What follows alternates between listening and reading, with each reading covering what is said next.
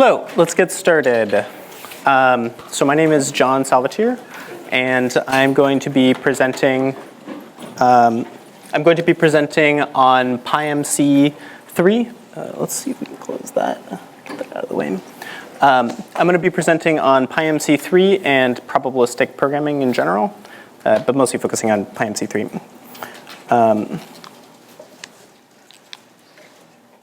Where do I?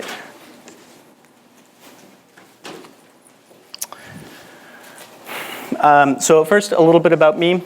I am the author of the most recent PyMC 3 rewrite from PyMC 2 to PyMC 3. I used to work at Amazon up until a little while ago. And I am the founder of Seattle Effective Altruists, which is a local chapter of a more global movement of people who are very excited about figuring out how to maximize the amount of good they do in the world, and like focusing a lot on statistical evidence and careful reasoning and trying to be extremely willing to change your mind and so forth. So first, what is probabilistic programming? Probabilistic programming is when you write a program that generates data that is like your data. And then there are well-known ways of turning a program that can generate data that's like your data and being able to do inference for the parameters that parameterize your program. And PyMC 3 is basically Bayesian probabilistic programming. It allows you to write very short and clear models and do extremely simple inference that just require a few lines of code, and so don't require a high level of skill or substantial knowledge about Bayesian statistics, etc.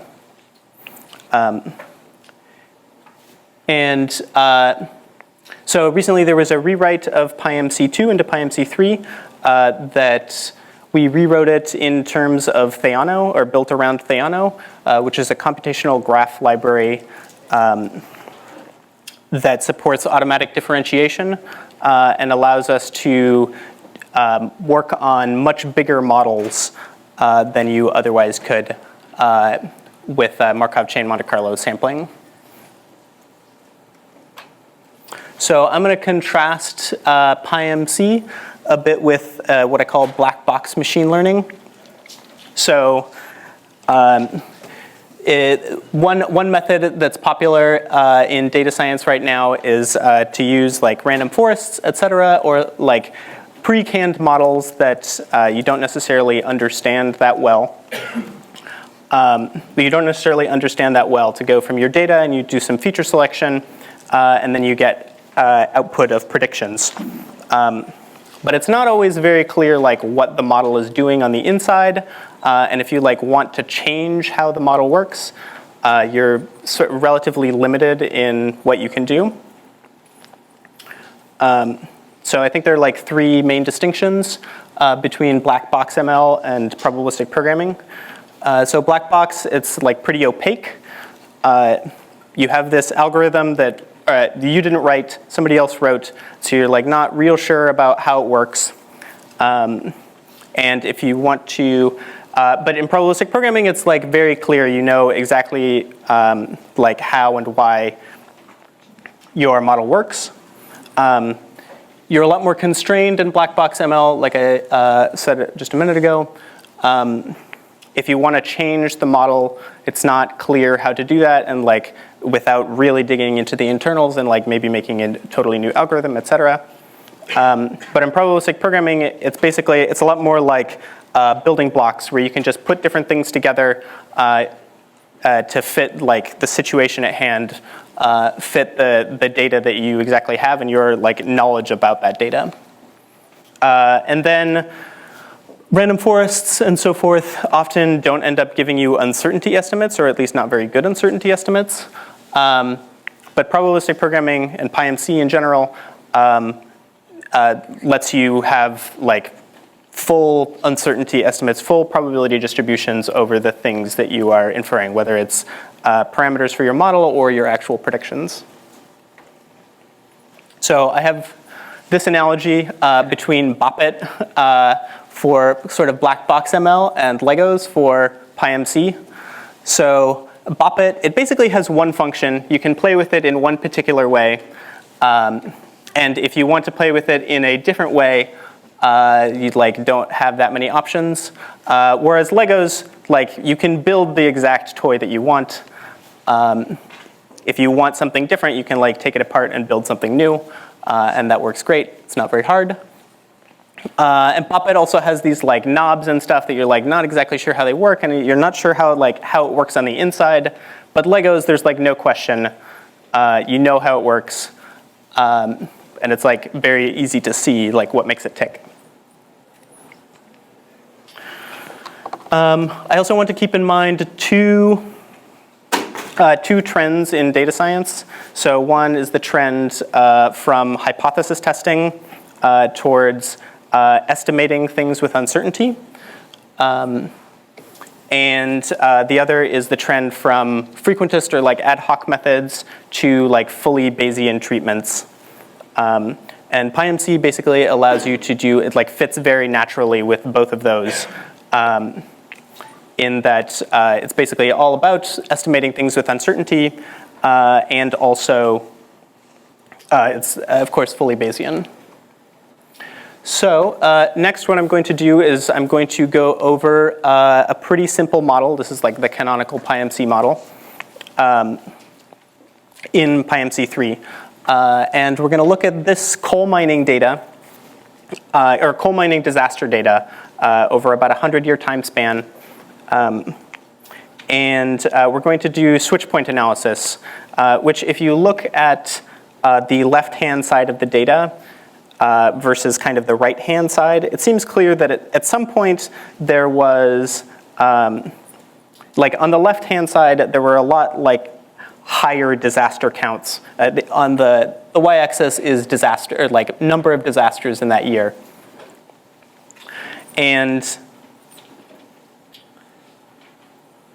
you can see that until 1900, there were a lot more disasters per year, and then somehow that kind of fizzled out, where there were many fewer disasters in later years.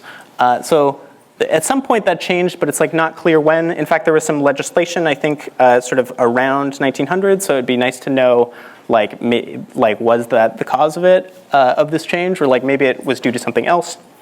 And we're also kind of uncertain about what the mean rate for disasters was in this early period versus this late period. So there are three parameters that we're uncertain about. One is when this time change happened, or when this switch happened, and another is what was the rate of disasters in the early period, and what was the rate of disasters in the later period. And you can do this kind of analysis with a lot of different kinds of data. Cam Davidson, who's giving a talk next period about mistakes that I've made, the mistake that he's made. He's developing a talk based on mistakes that I've made, but. So he has replicated something very similar to this, but with it's in PyMC 2 and is on his own text messaging data. You can also imagine doing this kind of analysis on website traffic or click-through rates over time, et cetera. So you can apply this kind of analysis to a lot of different things. So next I'm going to show you the PyMC 3 model. This is the whole model specification. It doesn't do the fitting. But this is basically all of what we're going to use to model that data. So the first thing that we're going to do is define a new model using the with statement, and everything inside this context is associated with that model that we are calling disaster model. So anything that takes place within that with statement is automatically associated with that. The reason we do that is so that we don't have to manually associate everything, because that gets confusing and verbose. So the first thing that we're going to, after that, we're going to define all of the unknown quantities that we have about our model. So the first thing that we talked about is the switch point, or like when in this data this change occurred from like a high disaster regime to a low disaster regime. We're like not sure when that happened, and in particular here we're saying that we're very uncertain. We're just using a uniform distribution, a discrete uniform distribution. That's our, like before looking at the data, that is our uncertainty. Like any year for the switch point is equally likely. And then the next thing that we do is we define our two disaster rates, early mean and late mean. The early mean is for the left-hand side, or like the left-hand side on the left side of the switch point, and the late mean is the right-hand side. And we're using exponential prior distributions, basically just to say that lower values seem sort of more realistic to us. Lower disaster rates seem more realistic to us before we like really look at this data or anything. Exponential, I think they have a scale of 1, so we'll probably quickly get updated towards higher values since they seem to have higher than that.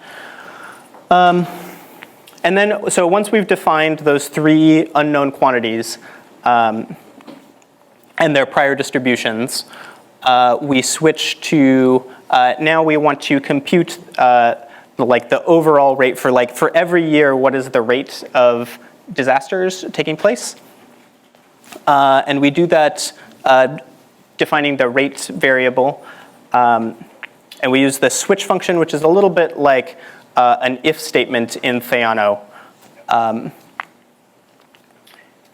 You'll also notice that the things, I guess it's less clear here, but Theano is a lot like NumPy, and you can like write your models basically as if you were generating fake data in NumPy. So like for this switch point, I would like pull a random uniform number between lower and the maximum number of years, and then the early mean I would like make a random exponential distribution draw, and the same thing for the late distribution.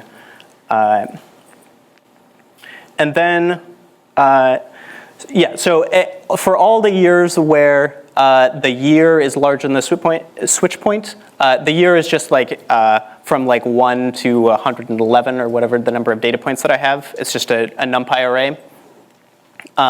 Every year that's larger than the switch point, we're going to use the late mean.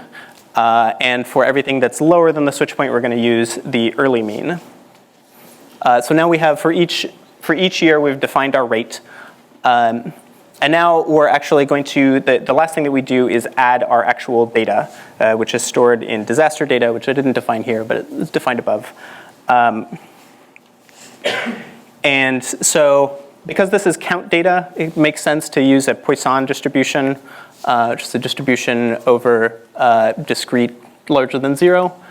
And it takes a rate, it takes like a mean value, which we're passing in this rate for each year. And then the disaster data is just a NumPy array of, it could also be a pandas array, but in this case it's the NumPy array of the number of disasters observed in each year. So that's it, that's our model.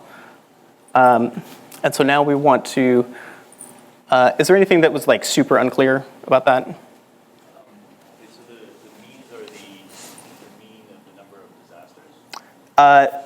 The means are like the mean rate. Oh, so the probability of it's like okay. Yeah, it's like how many disasters, like the expected number of disasters in a year. And it's not just the mean for that period. It's not just like you took it and summed it up and then divided by the count. it's like an unknown quantity that we're trying to estimate.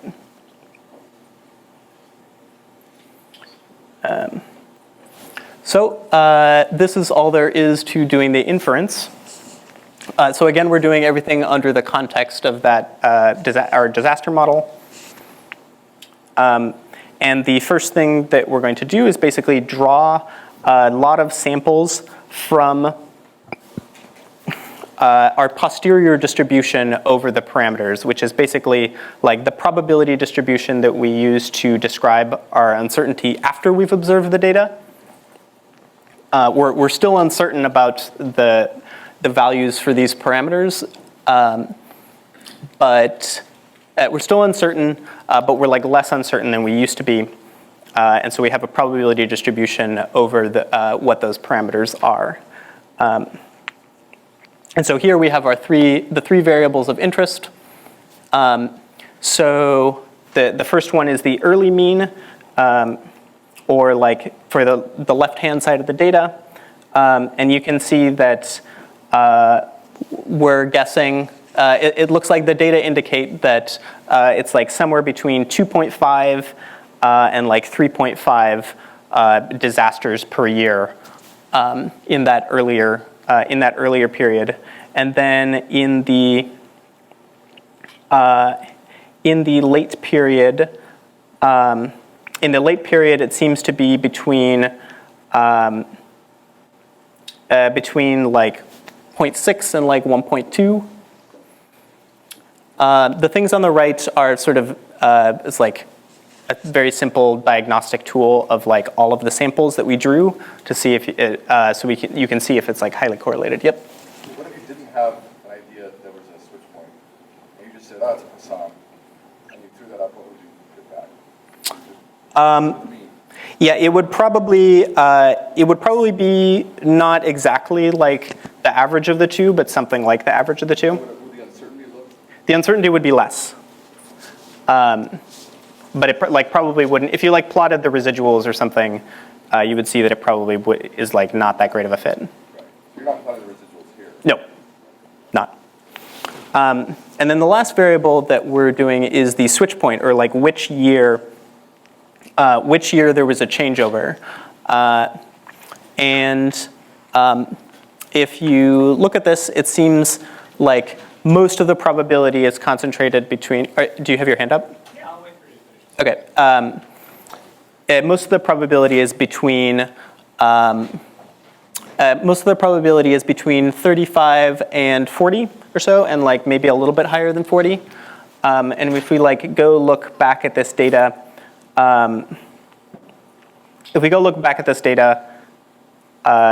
that I think that ends up being somewhere in like this region, but it's actually like a pretty narrow region. 1875. Yeah, I should have put those actual numbers up there, but what was your question? Yeah, why does the trace plot know specifically the histogram switch point, but like make like a probability distribution function for early and late? It's just because switch point is discrete. It is, okay. Yeah. Yeah, and then I made this graph with the trace plot function, so that's and just like told it which variables to graph. Yeah, you don't actually have to specify them here, but you can. Can you talk a little bit about the graphs on the right? Are you just looking for some fuzzy mess? Or Say that again? the graphs on the right, like those diagnostic graphs? Yep. Are you just looking for those to just look completely fuzzy and random, basically? Basically, yeah. Yeah, that's what you want them to look like. Is there like a quantified version of that where you have to look at a statement that it's more a number? There are quantified versions. We have some of them. Yep. So it looks like you have two step algorithms, I guess, in the same MC, so like a Metropolis Hastings and no. Oh, yes. That's a good point. Thank you. Yes. So NUTS, which is called the no U-turn sampler, is the more sophisticated algorithm that lets us fit large problems. Large meaning many unknown variables, which this problem actually doesn't have. However, it only works on continuous variables, not discrete variables. And so we also have to add Metropolis, which does handle discrete variables. Yep. Is there like an implicit cost function somewhere in there, or like Cross function? cost? Like, how do you know it's getting better? How do I know that it's getting better? Like, how do I know that my fit is getting better? Yeah. So the loss function is just the like the posterior density for the. So basically, we can compute the posterior density for like any given parameters. For any like choice of these three parameters, we can calculate like according to our prior distribution and according to the data likelihood that we had, which is this disasters Poisson thing. Like the density of probability there.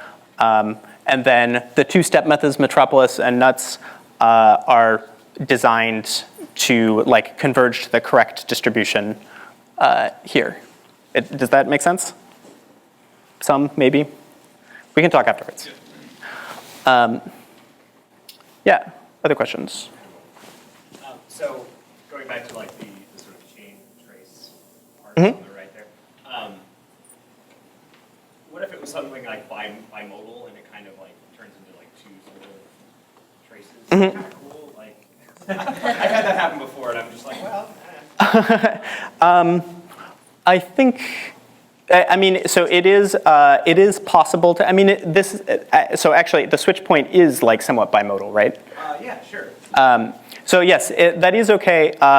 If you see that, or if you suspect that that's going to be true about your model, those kinds of models are often more difficult to fit, and so you like have to be more subtle about how you do your modeling, because it's often difficult for the step methods to go from one mode to the other if like in between the modes is it like extremely unlikely. Yeah, I sort of almost would expect that trace on the switch point would kind of look like that. Like there would be a band at the top and a band like right below it. I guess. Not the resolution to see that. Yeah, and I think it's just a line graph too, so like it connects them. Plus, like in the middle, like there is a connection there. It's just like less. Exactly. Yeah. Yeah. So in terms of looking at the diagnostics, would you look at this and say, seeing this, I would say like I could rerun this with, maybe 2,000, samples or so. Like it looks like it converged, pretty early. Yep. Yeah, I think this, like looking at this, you're like, oh yeah, that seems fine. White random noise, happy. Yeah. Okay. These are happy. Sometimes you end up with less happy looking ones, and sometimes need to tweak things. They look curvy. Is that how they might look? Or just... Yeah, curvy often indicates that you like need to add more samples, or figure out a tweak to make it sample more efficiently. Okay, so that's basically this model. I'm going to give an example of a different model, just to kind of that I'm not going to go that much into depth on, but to give an idea of some of the power behind the no U-turn sampler, basically. So the data that we're going to use here is 1 year of, or a bit more than a year of S&P 500 data. And in particular, we're going to be, you'll notice that like there's a lot of change happening here. It like moves very rapidly. But then at other times, it seems to be moving very slowly, and like there's not very much change. So like how fast a stock or an index changes in finance is like known as volatility. And so like this volatility seems to be changing over time. Sometimes it's really low, sometimes it's really high, sometimes it's really low. At other times it's sort of in the middle. So it like changes over time. And it would be nice to be able to track this over time, because it gives you some idea of like how risky things are. And it can like let you do better forecasting for like risk forecasting, or like risk metrics. So we are going to model this, we're going to model this with a stochastic process. that basically like models the volatility as a time series that like drifts over time, and we're going to like estimate all of the parameters that go into both the returns here, and then also that go into like this volatility process. So this is the model. I'm not going to go too much into depth on this model other than to point out that it's also not that complicated. I basically am defining 5 different random variables. 5 different random variables, and in particular the time series that we've defined is like using this Gaussian random walk here. That's how we define that, and it has a shape of n. N here is 400, or like the length of the time series. And so there are actually 400 different random variables that we are modeling in there. And with most Bayesian frameworks, it's quite difficult to sample, like do good sampling over your model when you have that many variables, when you have like hundreds or thousands of variables. That turns out to be extremely slow and inefficient. But the no-U-turn sampler handles that with aplomb and allows us to fit it efficiently. And we're also, so something that we're doing that is not really possible with other methods is to say that the returns for the S&P 500 are t-distributed instead of normally distributed. It's like common to assume that just the distribution of returns for a stock or an index or something are normally distributed, but that's actually a horrible assumption. And like t fits because you have like much fatter tails, and like t helps you like take account to those fatter tails and like understand the situation better and estimate things better.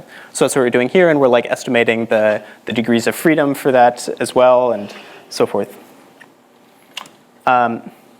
So here I'm going to skip the actual inference step. It's not that different. It's a little bit more complicated, but you can find this in the tutorial that I'll post at the end. So this is our probability distribution over the stochastic process that we end up with. So this is 400 different random variables, and I've basically taken like a whole bunch of samples of this random time series and then plotted them with some alpha such that you can see the uncertainty. And so you can see like in this period of like high volatility, like we also estimate that that like the volatility seems to be way, way higher than in other periods. And like likewise, you can see sort of this like medium volatility also, and also like the uncertainty goes up in those periods considerably. And you can sort of see it change over time.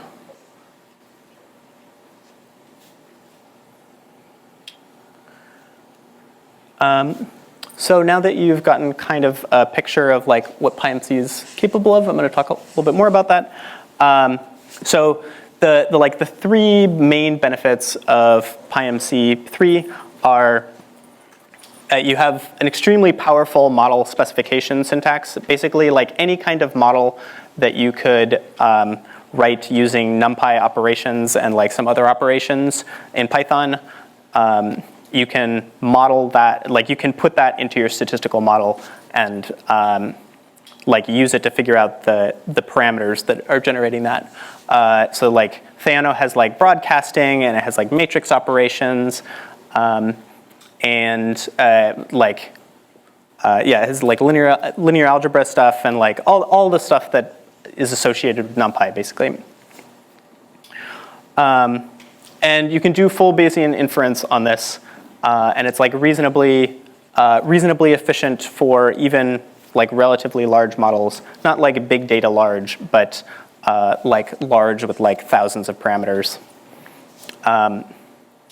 So like it has state-of-the-art methods, the no-U-turn sampler, and then we are in the process of building a variational inference. There's like been some new papers, and there's a variational inference came up with like a very interesting new algorithm that allows us to scale much better even. And then there's some other interesting features that like may be interesting to people. So you can, it's very easy to define custom operations and distributions using Theano or Python. You can just like wrap Python into Theano. And so it's like very flexible about like doing whatever you want to do. You can make your own likelihood functions. You can make your own functions that like transform things. You can handle missing values very easily with pandas. In fact, actually, this model actually I didn't say, but disaster data has like some missing data, and I just like didn't talk about it very much, or didn't talk about it. So it's very easy just to like have a pandas array with like some nans in it, and then like throw that into your model, and it'll just integrate over those missing values and like try out all the different values that it thinks it could be. We also have good support for generalized linear models. So for linear models, there's like a very nice R syntax. If you're familiar with, if you've like done modeling in R, you will have these like little strings that let you specify your model very compactly. And we basically also support that here, but with full uncertainty. Like you get back full uncertainty distributions. And like I said, variational inference is also coming soon, and we'll probably also be adding better Gaussian process support. Right now, it's like not that hard to hack your own, but PyMC 2 has built-in support, and so we're going to add built-in support. Yep. So do you then like return posteriors for each of the estimated, like you have thousands of parameters, I can just grab the posterior for each? Yep. Yeah. In fact, like what happened here, this is the posterior. Like I could have graphed it like this, but with 400 of these like plots. But I'm assuming that you prefer that I didn't do that. So this is just like an easier way of graphing that gives like an intuitive feel for how it works. Let's see. Yeah, so there's some further resources. Cam Davidson also has a book, Bayesian methods for hackers. I think I'm misquoting that, but that does PyMC 2. That's like pretty similar to this, so it's like a little bit different, but it'll give you a good feel for how to do this. And I think it's also in the process of being written or like being rewritten for PyMC 3. I think some people are like transferring all of the examples and so forth. And then I also want to give a shout out to Chris Fonsbeck and Thomas Wiecki, who are also on the dev team for PyMC 3 and who are indispensable and do a ton of work. And in fact, Chris started the project. Yep. Questions? I guess the PyMC 3 is not compatible with PyMC 2. What is Sorry, say that again? I guess the PyMC 3 is not compatible with the breaks compatibility. Mm-hmm. What you said is to convert legacy code to the PyMC 3. I mean, if you have legacy code that is like already in production and you're like using it a lot and stuff, then unless you want to like take advantage of some of the things that PyMC 3 has, then I would just like not do it. But if you're like looking to like expand the model, the models are so short that like you can just like rewrite. You can just like rewrite it without that much difficulty. Is my suggestion. And like we're very responsive on Stack Overflow or the issues list. If you like run into problems and you're like, I'm not sure how to model this, then we'll like give you support. Other questions? Yeah. What are some of the pros and cons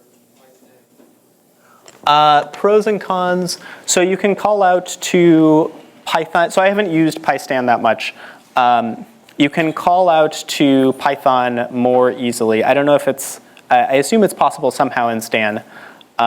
Stan also doesn't support discrete variables at all, whereas like we do. It doesn't support discrete variables. Stan might be a bit faster, so there's like a pro.